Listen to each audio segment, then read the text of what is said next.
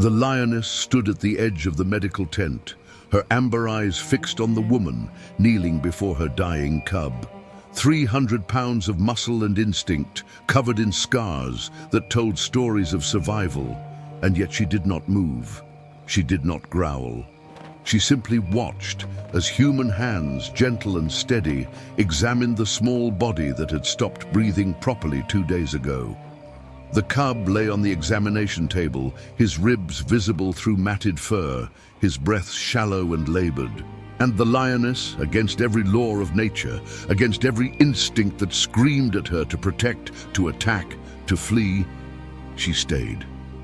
Because somehow, somewhere in the ancient memory that lived in her bones, she remembered. She remembered hands like these. She remembered being saved. Grace Hayes did not look up from the cub. She could feel the lioness watching her, could sense the tension radiating from that powerful body, but she kept her focus on the small life beneath her fingertips. The cub was dying. Severe dehydration, infection in his lungs, malnutrition that had weakened every system in his tiny body. He had maybe 48 hours, maybe less. Grace pressed her stethoscope to his chest and listened to the irregular rhythm of a heart that was fighting to keep beating. She had seen this before. She had lost patients like this before. But something about this cub, something about the way his mother had walked into camp at dawn, carrying him in her mouth like an offering, like a prayer, made Grace refuse to accept the inevitable. Behind her, standing in the entrance of the tent with her arms crossed and her jaw tight, Elena Hayes watched her daughter work. She watched the way Grace spoke softly to the lioness, the way her hands moved with compassion instead of clinical detachment, the way she looked at the dying cub as if she could will him back to health through sheer love. And Elena felt something crack inside her chest, because she had seen this before too. 30 years ago, in another tent, in another crisis, she had watched someone else work exactly like this, someone who believed that love was stronger than protocol, someone who had been wrong. If stories like this touch your heart, take a moment to subscribe to our channel. Every new subscriber helps us share more stories about the extraordinary bonds between humans and animals, and strengthens a community dedicated to celebrating the connections that make life beautiful. Your support means more than you know. Elena stepped forward, her boots crunching on the dry grass that had blown into the tent.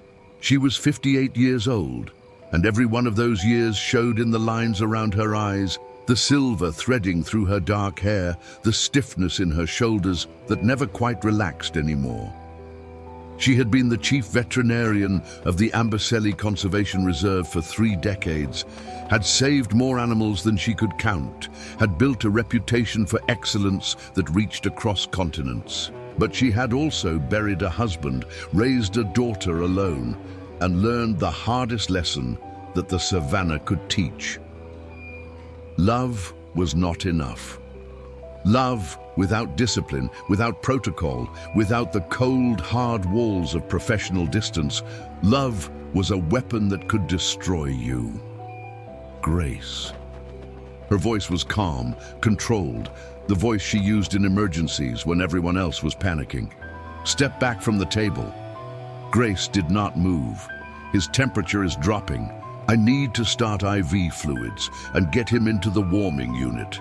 What you need to do is step back and let me assess the situation.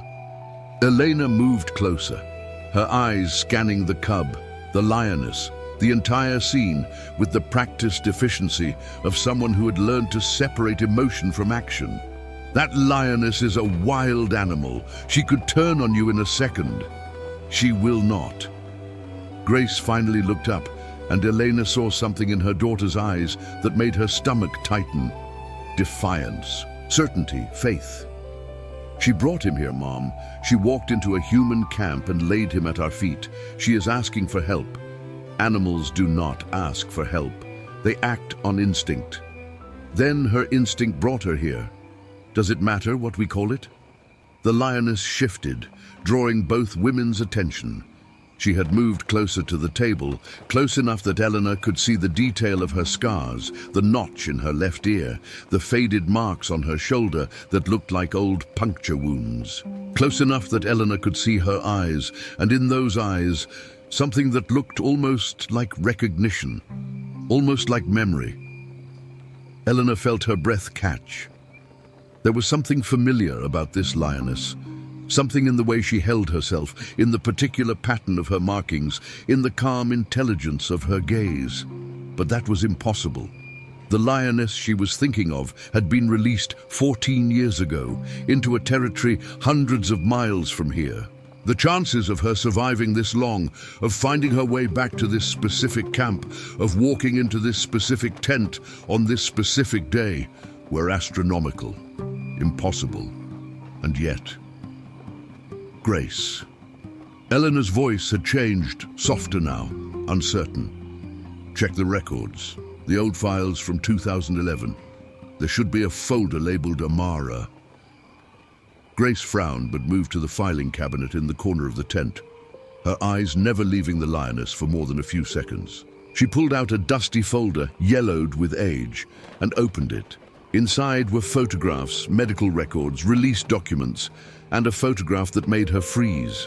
The photograph showed a man kneeling in this same tent, 14 years younger but unmistakably himself, holding a lion cub in his arms.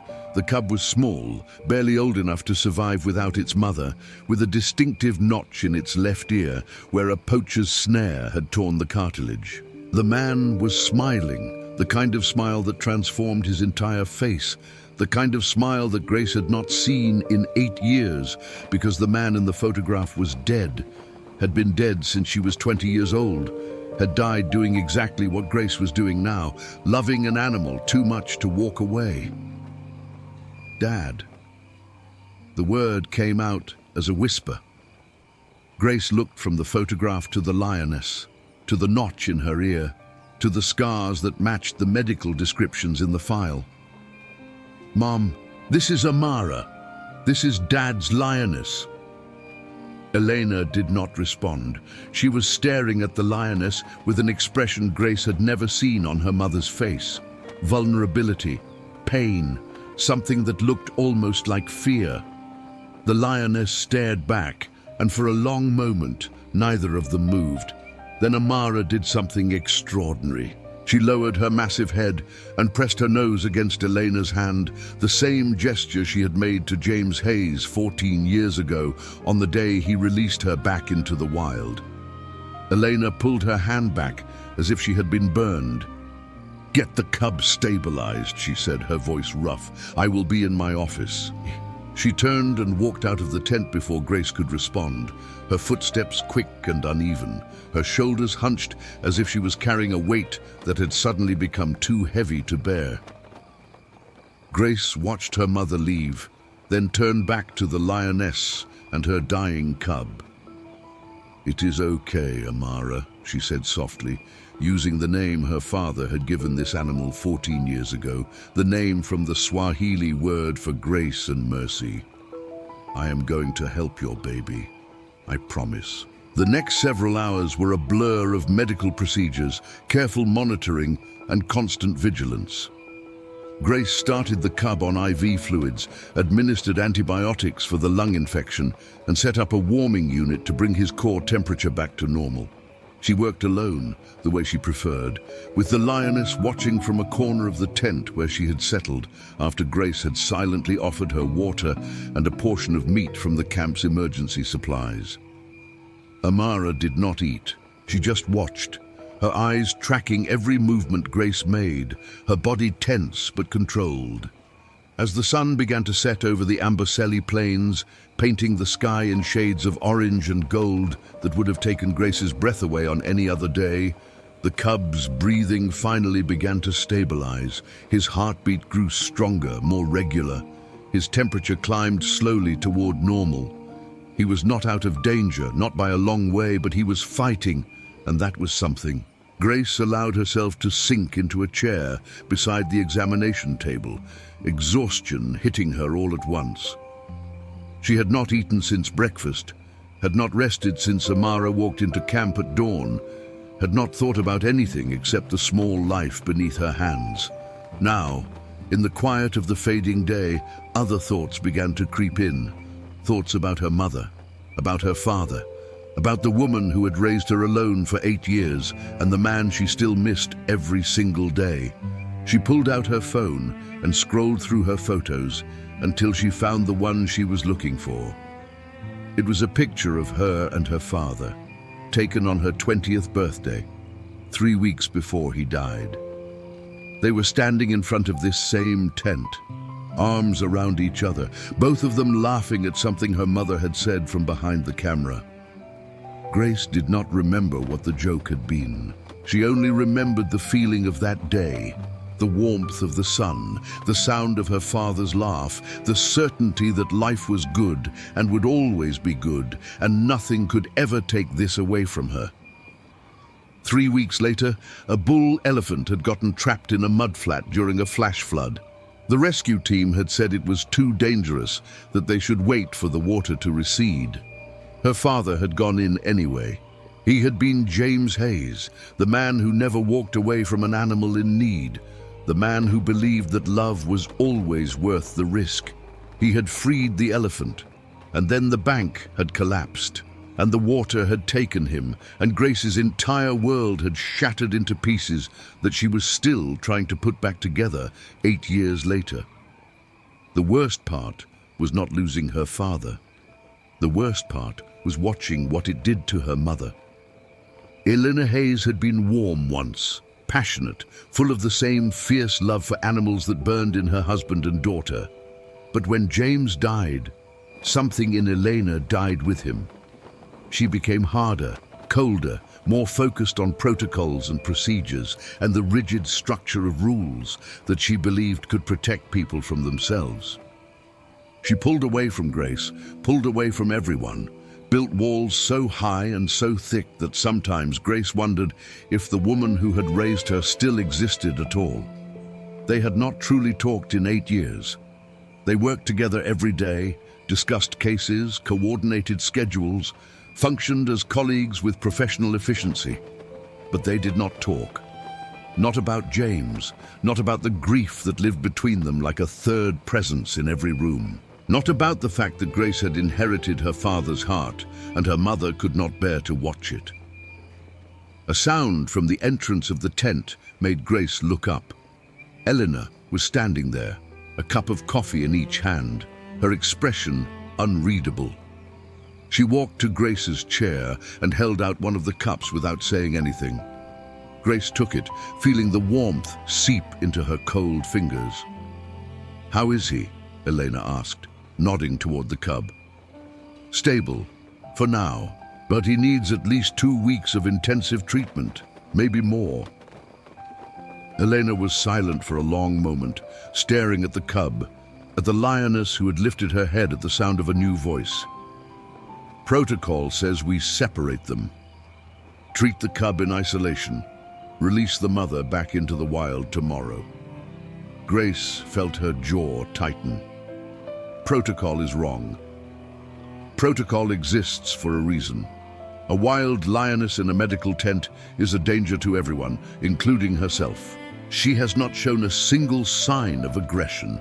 She let me examine her cub without making a sound. She trusted us enough to bring him here. Trust. Elena's voice was flat. You cannot quantify trust. You cannot build a treatment plan around trust. Dad did. The words hung in the air between them, sharp and painful. Grace had not meant to say it, not like that, but it was true. James Hayes had built his entire career around trust, around the belief that animals could sense intention, that compassion could bridge the gap between species in ways that science could not fully explain. He had written papers about it, given lectures, changed the way an entire generation of wildlife veterinarians approached their work. And Elena had loved him for it, had supported him, had believed in his vision right up until the moment it killed him. Elena set her coffee cup down with a careful precision that spoke of controlled anger. "Your father was brilliant. he was also reckless, and that recklessness cost him his life. He saved that elephant and left us alone. Elena's voice cracked on the last word, and for just a second, Grace saw something behind the cold facade. Pain, raw and fresh, as if it had happened yesterday instead of 8 years ago. Then the walls went back up, and Elena was composed again, professional again, the chief veterinarian who had never met an emotion she could not control. "We separate them tomorrow," Elena said. "The cub goes into isolation. The lioness goes back to the wild. That is final." She turned and walked out before Grace could argue, her footsteps fading into the growing darkness of the African night. Grace sat alone in the tent, her coffee growing cold in her hands, watching Amara watch her with those ancient, knowing eyes. The lioness had not moved during the entire conversation. She had simply listened, as if she understood every word, as if she was waiting to see what Grace would do. "I am not going to let her separate us," Grace said softly, knowing it was foolish to talk to a wild animal, knowing that Amara could not possibly understand. "You brought him here because you remembered, because Dad showed you that humans could be trusted. I am not going to let that trust be wasted." Amara blinked slowly, a gesture that felt almost like acknowledgement. Then she lowered her head and closed her eyes, settling into a light sleep while her cub fought for his life 3 feet away. Grace watched them both, mother and son, connected by something stronger than instinct, stronger than the brutal laws of the savannah that said the weak should be left to die.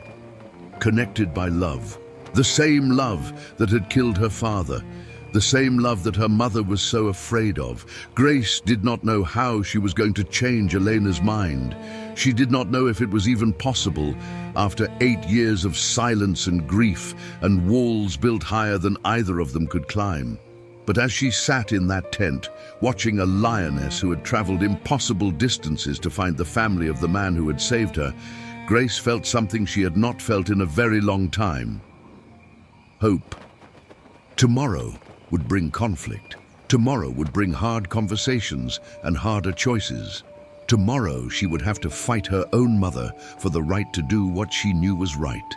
But tonight, in the quiet dark of the African plains, with the stars burning overhead and a lioness sleeping at her feet, Grace allowed herself to believe that some bonds could not be broken, some love could not be forgotten, and some wounds, even wounds that had festered for 8 years, could still heal. The cub stirred in his sleep, letting out a small mewing sound that made Amara's eyes snap open instantly. The lioness lifted her head, scenting the air, then relaxed when she saw that her son was simply dreaming.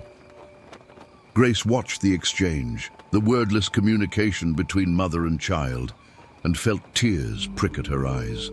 She thought about her own mother, sleeping alone in the cabin 50 yards away. She thought about all the things they had never said, all the grief they had never shared, all the years they had spent in the same space but 1,000,000 miles apart. Maybe Amara had not just come back to save her cub. Maybe, in some strange way that Grace could not fully understand, she had come back to save them all. The first light of dawn found Grace exactly where she had been all night, sitting beside the examination table with her hand resting gently on the cub's side, feeling each breath rise and fall beneath her palm. She had not slept. She could not sleep, not with the sound of her mother's footsteps echoing in her memory, not with the weight of tomorrow's battle pressing down on her chest. Somewhere in the hours between midnight and sunrise, she had made a decision. She would not let Elena separate Amara from her cub. She would not let protocol win over compassion, even if it cost her everything. The cub had improved during the night. His breathing was deeper now, more regular, and his temperature had stabilized at a healthy level. The antibiotics were working, fighting back the infection that had been slowly killing him. He was still weak, still fragile, still days away from being out of danger. But he was alive, and every hour he survived was another hour of hope. Amara had not moved from her corner. She had watched Grace through the long hours of darkness, her eyes reflecting the dim light of the medical equipment, her body coiled in that particular tension of a mother who cannot help her child but refuses to leave. Grace had spoken to her throughout the night, soft murmurs of reassurance that she knew the Lioness could not understand, but seemed to respond to anyway. She had told Amara about her father, about the man who had saved her 14 years ago, about how he used to sit in this same tent and talk to his patients as if they could hear every word. Maybe they could. Maybe that was the secret James Hayes had understood and Elena Hayes had never accepted. Maybe love was a language that did not need words. The sound of approaching footsteps made Grace tense. She recognized them instantly, the measured pace, the slight heaviness that spoke of a sleepless night. Elena appeared in the doorway of the tent, 2 cups of coffee in hand again, as if this had become their ritual, their only safe way of reaching across the distance between them. She looked tired, older than Grace had ever seen her, with shadows under her eyes that makeup could not hide. "You did not sleep," Elena said, handing Grace one of the cups. "Neither did you." Elena did not deny it. She moved to the examination table, her eyes scanning the monitors, checking the readings with the automatic efficiency of 30 years of practice. "His vitals are improving. I know, the antibiotics are working. If we can keep him stable for the next 48 hours, I think he has a real chance. With proper isolation and controlled conditions." Elena's voice was careful, neutral, setting up the argument they both knew was coming. Grace set down her coffee. "Mom, we need to talk about this. There is nothing to talk about. Protocol is clear. Wild animals are treated in isolation for their safety and ours. The Lioness goes back to the reserve today. Her name is Amara." Something flickered across Elena's face, too quick to identify. "That was your father's name for her. She is a wild animal. She does not have a name. Dad would never have separated them. Your father is not here." The words came out sharp, harsher than Elena had intended. She closed her eyes for a moment, visibly collecting herself. "Grace, I understand that you want to honor his memory. I understand that seeing this Lioness brings back feelings about him. But we cannot make medical decisions based on sentiment. This is not about sentiment. This is about science. Look at her." Grace gestured toward Amara, who had risen to her feet when the tension in the tent increased, her eyes fixed on the 2 humans with wary attention. She has not shown a single sign of aggression. Her stress hormones should be through the roof, being this close to humans, being trapped in an enclosed space, watching strangers handle her cub. But she is calm. She is cooperating. Do you know why? Enlighten me. Because she remembers, because 14 years ago a human saved her life, and she has carried that memory with her ever since. She came here because she trusted us. If we separate her from her cub, if we throw that trust back in her face, we are not just breaking protocol. We are proving that her trust was misplaced." Elena was silent for a long moment. She stood very still, her hands clasped in front of her, her eyes moving between the Lioness and her daughter with an expression that Grace could not read. When she finally spoke, her voice was different, softer, almost broken. "Your father used to say the same things, word for word. He believed that animals could sense our intentions, that trust could be built across species, that love was more powerful than instinct." She paused, her jaw tightening. "And then he died, trying to save an elephant that the rest of us knew was too dangerous to approach. He died because he trusted too much, because he loved too much, because he could not accept that sometimes protocol exists for a reason." Grace felt tears spring to her eyes. This was the most Elena had talked about James in 8 years. the most she had revealed about the wound that still bled beneath her composed exterior. "Mom, I cannot watch you make the same mistakes." Elena's voice cracked, and for one terrible moment, Grace saw her mother as she really was. Not the cold administrator, not the rigid disciplinarian, but a widow who had never stopped grieving, a mother who was terrified of losing her daughter the same way she had lost her husband. "I cannot bury you too, Grace. I will not survive it." The confession hung in the air between them, raw and painful and more honest than anything Elena had said in years.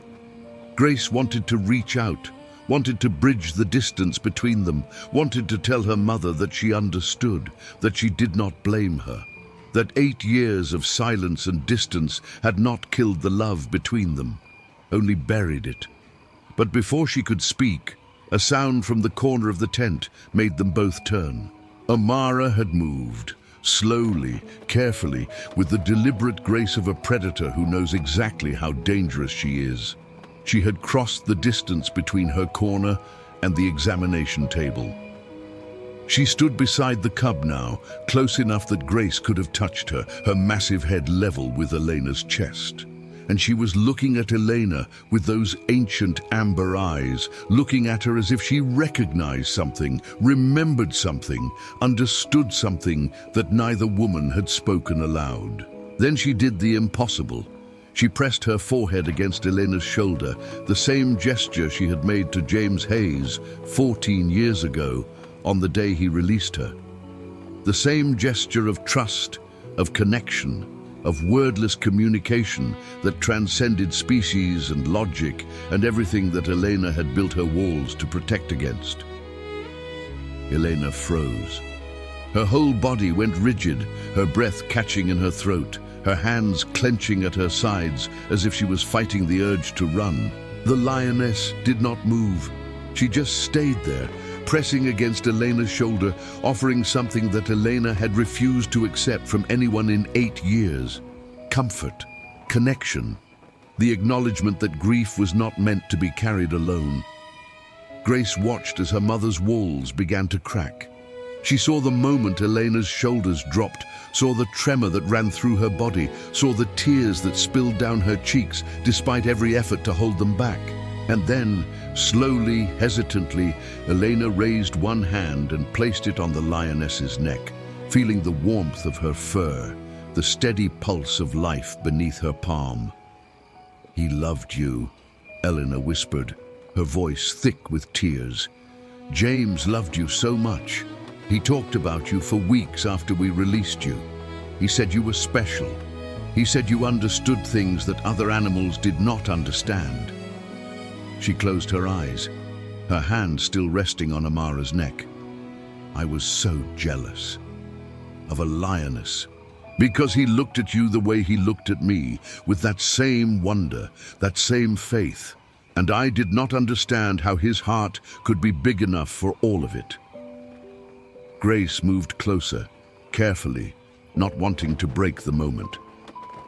"Mom, his heart was big enough for everyone. That was who he was. And it killed him." Elena opened her eyes, and Grace saw something new there. Not the cold control that she was used to, not the rigid distance, something softer, something breaking. "I blamed myself for so long. I should have stopped him. I should have insisted he follow protocol. I should have been there instead of him. It was not your fault. I know that. In my head, I know that." Elena's hand was still on Amara's neck, drawing strength from the contact. But my heart never believed it, and the only way I knew how to survive was to close it off, to stop feeling, to build walls so high that nothing could ever hurt me again. She turned to look at Grace, and for the first time in 8 years, Grace saw her mother. Not the administrator, not the widow, her mother, the woman who had taught her to ride horses, who had held her through childhood nightmares, who had loved James Hayes with a passion that had never dimmed even as the years passed. "I closed you out," Elena said. "I looked at you and saw him, and it hurt so much that I could not bear it. So I pushed you away. I told myself I was protecting you, teaching you to be strong, keeping you safe from the same mistakes he made, but I was really just protecting myself. And I am so sorry, Grace. I'm so sorry I let my grief become a wall between us. Grace was crying now, tears streaming down her face as 8 years of pain and silence and longing finally found release. She stepped forward and wrapped her arms around her mother, holding her tight, feeling Elena's body shake with sobs that she had been holding back since the day James died. Amara stepped back, watching them with those wise eyes, as if she understood that she had done what she came to do. They stood there for a long time, mother and daughter, finally grieving together instead of apart. When they finally separated, both of them were wrung out, exhausted, but something had shifted between them, something that felt like the beginning of healing. "I found Dad's journal," Grace said softly. "From the year he saved Amara. There is an entry about you." Elena wiped her eyes with the back of her hand. "What does it say?" Grace pulled the worn leather journal from her bag. She had found it last night, tucked into the back of the old filing cabinet, hidden behind years of medical records. She opened it to the marked page and began to read. "Elena thinks I take too many risks. She worries that my heart will get me killed. Maybe she is right, but I would rather live one day with my heart wide open than 100 years with it locked away. I fell in love with Elena because she feels things deeper than anyone I have ever known. Even though she tries to hide it, I hope that one day she stops hiding. I hope that one day she lets herself feel everything, even the pain, because the pain is the price we pay for love. And love is always worth the price." Eleanor took the journal from Grace's hands, staring at the familiar handwriting, tracing the words with her finger as if she could touch him through the ink. "He wrote this 2 weeks before he died. There are more entries about Amara, about you, about me, about how he hoped I would inherit the best of both of you." Eleanor looked up at Grace, then at Amara, then back at the journal. Something was changing in her face, a softening, an opening, a gradual dismantling of walls that had stood for nearly a decade. "What does that mean to you? The best of both of us?" Grace thought about it. Dad's passion, his faith, his belief that love was worth any risk. She paused, meeting her mother's eyes, and your strength, your discipline, your ability to keep going, even when everything inside you was screaming to stop. "I need both of those things, Mom. I am not complete without both." Elena nodded slowly. She looked down at the journal in her hands, at the words her husband had written 14 years ago, then up at the Lioness who had carried those words across time and distance to deliver them at the moment they were needed most. "He would have kept them together," she said quietly. "James would have found a way. We can find a way. It goes against protocol. Some things are more important than protocol." Elena was silent for a long moment. Then she closed the journal, squared her shoulders, and turned to face Grace with something new in her eyes. Not softness exactly, but something close to it. Determination mixed with surrender, strength mixed with vulnerability. "Tell me your plan." Grace felt hope flare in her chest. "We keep them together. We treat the cub while maintaining the bond with his mother. We document everything, prove that keeping the family unit intact actually improves outcomes. We change the protocol instead of following it blindly. It will take resources we do not have, time we cannot spare. And if it goes wrong, if that lioness decides she does not trust us after all, she trusts us. She trusted Dad, and she trusts us because of him." Elena looked at Amara, who had settled back into her corner but was watching them with alert attention, her ears pricked forward as if following the conversation. "Your father used to say that animals could sense our intentions," that they knew when we were there to help and when we were there to harm. Do you believe him now? Elena did not answer immediately. She walked to where Amara lay and knelt down, bringing herself to eye level with the lioness. Amara did not flinch, did not growl, did not show any sign of fear or aggression. She simply met Elena's gaze with steady calm, waiting. I believe, Elena said slowly, that there are some things in this world that science cannot fully explain. Things that your father understood and I was too afraid to accept. She reached out hesitantly and placed her hand on Amara's head. The lioness closed her eyes and leaned into the touch. I believe that you came back for a reason, and I believe that I owe it to James to find out what that reason is. She stood up and turned to face Grace. We keep them together, but we do this my way, careful, measured, with backup plans and safety protocols and everything we need to protect everyone in this camp. Grace nodded, a smile breaking across her face. Your way sounds good. And Grace? Elena's voice softened.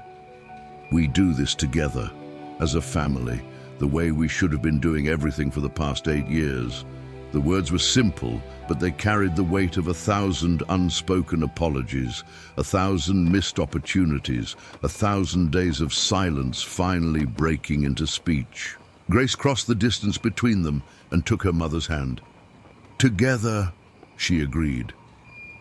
The cub stirred on the examination table, letting out a stronger cry than he had managed since arriving at camp. Amara's head came up instantly, her attention fixed on her son, her body tense with maternal concern.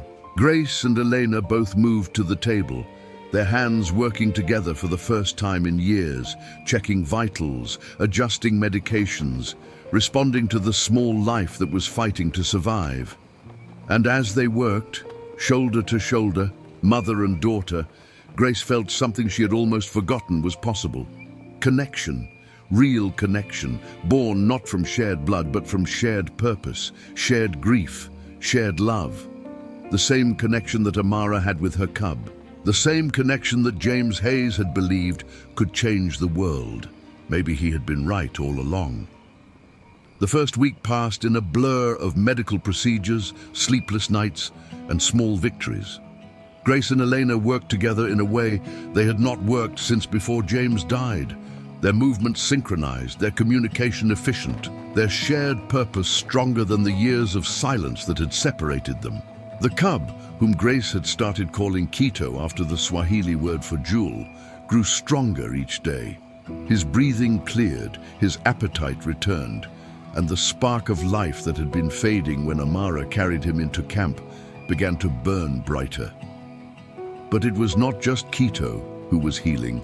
Every evening, when the medical procedures were done and the African night settled over the camp like a blanket, Grace and Elena would sit together outside the medical tent and talk. Really talk, for the first time in 8 years. They talked about James, about the man he had been and the hole he had left behind. They talked about the years of silence, the missed birthdays and holidays spent in the same house but different worlds. They talked about grief and guilt and the terrible weight of loving someone so much that losing them felt like losing part of yourself. Elena told Grace things she had never told anyone. About the nightmares that still woke her at 3 in the morning. About the moments when she forgot James was gone and turned to share something with him, only to find empty air. About the anger she had never allowed herself to feel. Anger at James for leaving. Anger at herself for not stopping him. Anger at a world where loving something meant eventually losing it. And Grace told Elena things she had been holding back since she was 20 years old. About the guilt of being the one who inherited her father's heart. The daughter who could not help resembling the man her mother had lost. About the loneliness of working alongside someone who had become a stranger. About the fear that she was destined to repeat her father's mistakes, to love too much, to risk too much, to leave someone behind the way he had left them. With each conversation, the walls between them crumbled a little more. Not all at once, not completely, but enough that light was starting to come through. Enough that when they worked together in the medical tent, there was warmth where there had been only cold efficiency. Enough that when Elena said Grace's name, it sounded like it used to sound before James died, filled with love instead of distance. Amara watched it all from her corner of the tent. She had settled into a routine, sleeping when the humans slept, waking when they woke, watching over Quito with the fierce devotion of a mother who had nearly lost her child. She tolerated Elena now, even welcomed her touch in the quiet moments when no one was watching. But it was Grace who she followed with her eyes, Grace who she pressed against during the long nights, Grace who she seemed to have chosen as the recipient of the trust that James Hayes had earned 14 years ago. On the 9th day, everything changed. Grace noticed it first, a slight increase in Quito's temperature, a new roughness in his breathing, a lethargy that had not been there the night before. She ran the tests, checked the readings, and felt her heart sink as the results came in. The infection had mutated. The antibiotics that had been working so well were suddenly useless against a new strain that was spreading through the cub's lungs with terrifying speed. Elena arrived at the tent to find Grace surrounded by printouts, her face pale and drawn. How bad? Bad. Grace handed her the test results. The infection has mutated. None of our current medications are effective. If we do not find something that works in the next 24 to 48 hours... She did not finish the sentence. She did not need to. Elena studied the results, her jaw tight, her mind racing through options and possibilities. There is an experimental treatment, a combination therapy that showed promise in a study last year. We have the medications in the main supply depot, but the protocol... She trailed off, shaking her head. The protocol says it is too risky, untested. The side effects could be severe. What is the alternative? We make him comfortable. We let nature take its course. Grace looked at Quito, at the small body that had fought so hard to survive, at the mother who had walked miles through dangerous territory to bring him to safety. That is not an alternative. Grace, the experimental treatment has never been tried on a lion cub. We do not know how he will react. We do not know if it will save him or make things worse. If we try it and he dies anyway, we will have put him through additional suffering for nothing. And if we do not try it, he dies for certain. They stood on opposite sides of the examination table, mother and daughter, the old argument rising between them again. Protocol versus instinct, safety versus risk, the cold logic of medicine against the burning faith of love. But this time, something was different. This time, when Elena looked at Grace, she did not see a reckless child repeating her father's mistakes. She saw a woman who believed in something, who was willing to fight for something, who carried James's heart, but also Elena's own stubborn determination. And when she looked at Amara, watching from her corner with those ancient knowing eyes, she saw something else. Trust. Pure and unwavering trust offered freely by a creature who had every reason to fear humans, every reason to doubt them, every reason to take her dying cub and disappear into the wild where she could at least be alone with her grief. Amara had not done that. She had stayed. She had trusted. She had believed that these humans, the family of the man who had saved her, would find a way to save her son. Elena thought about James, about the night before he died, when she had begged him not to go into the mudflat, not to risk his life for an animal that might not even survive. He had looked at her with those warm eyes, the eyes that Grace had inherited, and he had said something she had tried to forget for 8 years. Elena, I became a veterinarian because I believe that every life has value.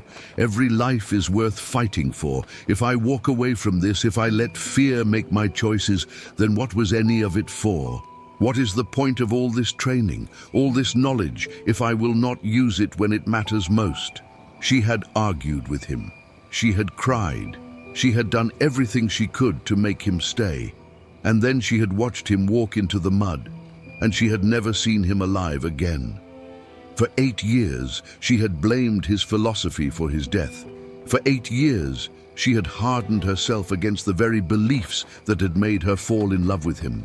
But standing here now, watching his daughter fight for a lion cub with the same fire he had carried, watching a lioness trust them with everything she had, Elena realized something that cracked the last of her walls wide open.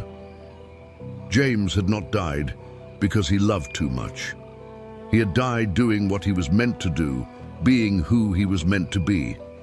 And she had spent 8 years punishing herself and their daughter for the very qualities that had made him extraordinary. "Get the medications," Elena said quietly. Grace stared at her. "What?" "The experimental treatment. Get everything we need from the supply depot. We are going to try it." "Mum, you said the protocol." "I said a lot of things." Elena moved around the table to stand beside her daughter. "I spent 8 years hiding behind protocol because I was afraid. Afraid of losing you the way I lost your father. Afraid of feeling anything that might break what was left of my heart." She looked at Amara, at Quito, at the family that had brought them here against all odds. "But your father was right.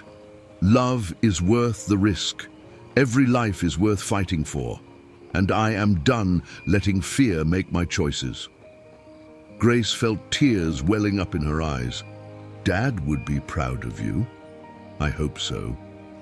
Elena managed a small smile. "Now go get those medications. We have a cub to save." The next 12 hours were the longest of both their lives. They worked together in perfect synchronization, preparing the treatment, monitoring Quito's vitals, adjusting dosages based on his responses. Amara stayed close, closer than she had been since she first arrived, as if she understood that this was the moment everything came down to, as if she was lending them whatever strength she had left. The treatment was brutal. Quito's small body shook with tremors. His temperature spiked, then crashed, then spiked again. His breathing grew labored, then stopped completely for 15 seconds that felt like 15 years, before starting again, with a gasping cry that brought tears to Grace's eyes. Elena held steady, her hands never shaking, her voice calm and focused, even as her heart broke with every setback. And through it all, they talked to him.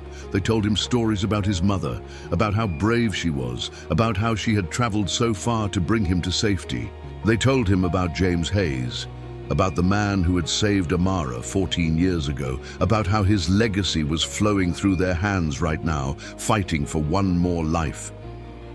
They told him he was loved, that he was wanted, that he had a mother who would never give up on him, and 2 humans who were willing to risk everything to give him a chance. Somewhere around midnight, something shifted. The tremors eased, the temperature stabilized, the breathing grew deep and regular and strong. Grace checked the readings 3 times, then 4, then 5, not daring to believe what they were telling her. "Mom." Her voice was barely a whisper. "Look." Elena looked. The infection markers were dropping. The lung capacity was improving.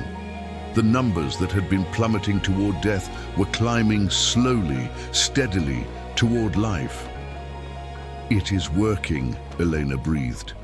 "My God, Grace, it is actually working." They held each other then, mother and daughter, crying with relief and exhaustion and the overwhelming joy of watching something they loved choose life. Amara rose from her corner and padded over to the table, her eyes fixed on Quito. And when she saw him breathing easily, saw his chest rising and falling in the rhythm of health instead of death, she made a sound that neither woman had ever heard a lioness make, a sound of pure relief, a sound of gratitude. She pressed her head against Elena's side, then Grace's, then returned to Quito and began to groom him with long, gentle strokes of her rough tongue. The cub opened his eyes, still weak, but no longer dying, and nuzzled against his mother's face. Amara responded with a low rumble of affection that vibrated through the entire tent. Grace and Elena stood side by side, watching the reunion, watching the bond between mother and child that had survived impossible odds. And they understood in that moment that they had done more than save a lion cub. They had found their way back to each other. 3 weeks later, the time came to set Amara and Quito free. The cub was healthy now, strong and curious, and full of the boundless energy of youth. He had started practicing hunting behaviors, stalking imaginary prey across the medical tent, pouncing on anything that moved with the clumsy determination of a predator in training. Amara watched his antics with patient amusement, occasionally joining in the play, in a way that showed she remembered being young once too. The release site was beautiful. A vast stretch of savanna near the place where James had found Amara 14 years ago, with good water sources and healthy prey populations and territory that a lioness could defend for her and her son. Elena and Grace had chosen it together, poring over maps and data, combining Elena's knowledge of the land with Grace's understanding of what Amara would need to raise her cub in the wild. They drove out in the early morning, when the light was golden and the air was still cool from the night. Amara rode in the back of the transport vehicle, calm and quiet, with Quito curled up against her side. She had never shown fear of the humans who had saved her son. Even now, on the threshold of freedom, she seemed more interested in watching the passing landscape than in worrying about what came next. When they reached the release site, Grace opened the back of the vehicle and stepped aside. Amara emerged slowly, scenting the air, her ears swiveling to catch the sounds of the wild that had been her home for most of her life. Quito followed, pressing close to his mother, his eyes wide with wonder at the world spreading out before him. For a long moment, no one moved. Amara stood at the edge of the vehicle, looking out at the savanna, looking back at the humans who had saved her child, as if she was trying to decide something. Then she did something that Grace and Elena would remember for the rest of their lives. She walked to Grace first and pressed her forehead against Grace's chest, the same gesture of trust and connection she had offered since the first day. Grace wrapped her arms around the lioness's neck, burying her face in her warm fur, feeling the steady beat of a wild heart against her own. "Thank you for coming back," Grace whispered. "Thank you for giving us a second chance." Amara rumbled deep in her chest, then pulled away and turned to Elena. For a moment, the two of them just looked at each other, the widow and the lioness, united by the memory of a man they had both loved. Then Amara stepped forward and pressed her forehead against Elena's shoulder, the same gesture she had made to James 14 years ago, the same gesture she had used to crack Elena's walls wide open. Elena closed her eyes and wrapped her arms around the lioness. "I understand now," she said softly. "I understand why he loved you, and I understand why you came back. Thank you for everything." When Amara finally pulled away, there were tears on Elena's face. But they were not tears of grief. They were tears of gratitude, of release, of a burden finally set down after 8 years of carrying it alone. Quito scampered over to say his own goodbyes, pressing his small head against Grace's leg, then Eleanor's, with the affectionate clumsiness of youth. He did not understand what was happening, not really. He only knew that these humans had been kind to him, had made the pain go away, had helped him find his way back to his mother's side. And then they were gone. Amara turned and walked into the golden grass of the savannah, her cub bounding beside her, both of them disappearing into the wild that was calling them home. Grace and Elena stood together and watched until there was nothing left to see but the endless stretch of African sky. They drove back to camp in comfortable silence, the kind of silence that comes between people who no longer need words to understand each other. When they arrived, Elena stopped the vehicle and turned to face her daughter. "I have been thinking," she said, "about your father's journal, about what he wrote about wanting you to inherit the best of both of us. And I think you already have. Elena reached out and took Grace's hand.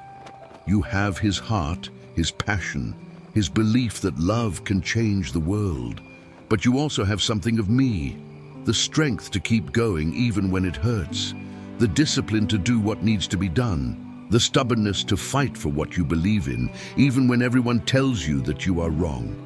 Grace smiled through her tears. I learned that from watching you, and I'm going to spend the rest of my life trying to be worthy of it. Elena squeezed her daughter's hand. I love you, Grace. I'm sorry it took me so long to say it. I love you too, Mum, and you do not have anything to be sorry for. We both did the best we could with the grief we were carrying. What matters is that we found our way back. They sat there for a while longer, mother and daughter, watching the sun climb higher over the savannah. Somewhere out there, Amara was teaching her cub to hunt, to survive, to live the life he was meant to live. Somewhere out there, the legacy of James Hayes was running free. And here, in the camp that had once been filled with silence and distance and pain, a family was being rebuilt. Not the same as before, because nothing could ever be the same as before, but something new, something forged in loss and tempered in love, something that would endure. You know, as I finish telling you this story, I cannot help but think about the walls we build around our hearts. We tell ourselves we are protecting ourselves, protecting the people we love, keeping the pain at bay. But those walls do not just keep the pain out. They keep the love out too. They keep the connection out, the healing out, the chance to become who we are meant to be. Elena spent 8 years building walls because she was afraid of losing Grace the way she lost James, afraid of feeling anything that might break what was left of her heart. And those walls nearly cost her everything. They nearly cost her the relationship with her daughter, the chance to honor her husband's memory, the opportunity to be part of something beautiful and true and worth believing in. But a lioness who remembered kindness, who carried trust across 14 years and impossible distances, who believed in humanity because one man had shown her what humanity could be, that lioness tore those walls down, not with force, with faith. I want to ask you something, and I hope you will share your answer in the comments. Have you ever built walls around your heart? Have you ever pushed someone away because loving them felt too dangerous? And if so, what would it take to let those walls come down? Because here is what I believe. I believe that Amara did not just come back to save her cub. I believe she came back to save a family. I believe that James Hayes, wherever he is now, somehow knew that his lioness would return at exactly the moment his wife and daughter needed her most. I believe that love finds a way, even when we do everything in our power to keep it out. And I believe that if you are watching this, if this story has touched something in your heart, then maybe you have walls of your own that are ready to come down. Maybe there is someone in your life who you have been keeping at a distance. Maybe there is a conversation you have been avoiding, a truth you have been afraid to speak, a connection you have been denying yourself because you are scared of getting hurt. If that is you, I hope you will take a chance. I hope you will let someone in. I hope you will choose love over fear, connection over safety, the messy, beautiful risk of caring about someone over the cold, empty certainty of keeping everyone at arm's length. Because life is short. We never know how much time we have with the people we love. James Hayes did not know he only had 3 weeks left when he wrote that journal entry about hoping Elena would stop hiding her heart. He did not know that his words would travel 14 years into the future and arrive at exactly the moment they were needed most. But they did. And a lioness who remembered being saved carried them there. If this story meant something to you, I would love to hear from you. Leave a comment telling me about the walls in your life, about the people you are afraid to love, about the conversations you need to have. Share this video with someone who needs to hear it. And if you have not already, please consider subscribing to our channel. Every subscriber helps us bring more stories like this into the world. Stories about the extraordinary bonds that form between humans and animals. Stories about love and loss and finding your way back to the people who matter most. Thank you for being here, thank you for listening, and thank you for believing, like I do, that love is always worth the risk. Until next time.